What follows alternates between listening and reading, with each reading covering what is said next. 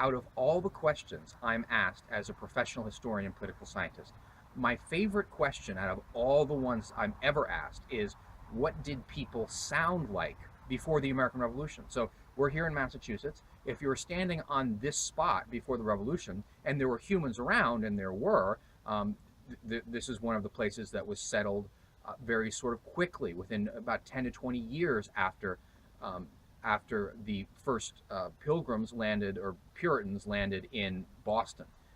But if you were on this spot in the 1700s or the 1600s, what did it sound like? And the answer is, believe it or not, to understand that, we have to reconstruct the accent of Shakespeare. Why?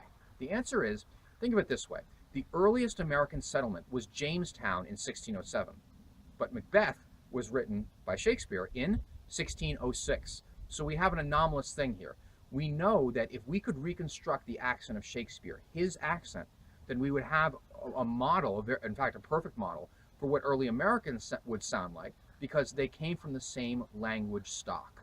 So what did Shakespeare sound like? It turns out, we know from language reconstruction, that he sounds like this. This is how Shakespeare sounded in his own time. That's how Shakespeare sounded. This was the accent that was in use in the 1600s and 1700s in the British Empire and in America by extension. That is actually what Shakespeare sounded like. So Shakespeare did not say, friends, Romans, countrymen, lend me your ears. He said, friends, Romans, countrymen, lend me your ears. I come to bury Caesar, not to praise him. That, believe it or not, is what Shakespeare sounds like. It's been implied that modern Scottish and Irish people still sound like that, and they probably do, yeah. But really what you're dealing with is a 1600s English accent. And you'll notice the English don't sound like that either. So what we have is, if we compare certain words, we see that they're exactly the same as Shakespeare, believe it or not, through all of American history, up literally until after the Revolution.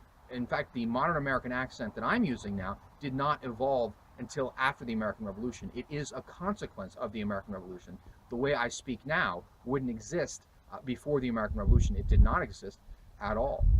One trick, though, is to remember that regional differences abound, and some of the regional differences stay with us to this day. Case in point is Paul Revere. So let's look at the way Paul Revere said certain words and the way Shakespeare said certain words. We'll start with Shakespeare. The word is person. Shakespeare would have said parson, and Paul Revere would have said parson. So we know that they're the same. We can see that they're similar already. The next word is sir. Shakespeare would have said sar, and Paul Revere would have said sar, right? So we can see that they're very similar there too.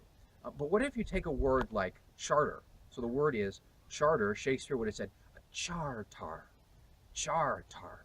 But Paul Revere would have said chata. So you notice that Paul Revere has a Boston accent. In fact, if you had the word chowder, William Shakespeare would have said chowder, chowder, whereas Paul Revere would have said chowder.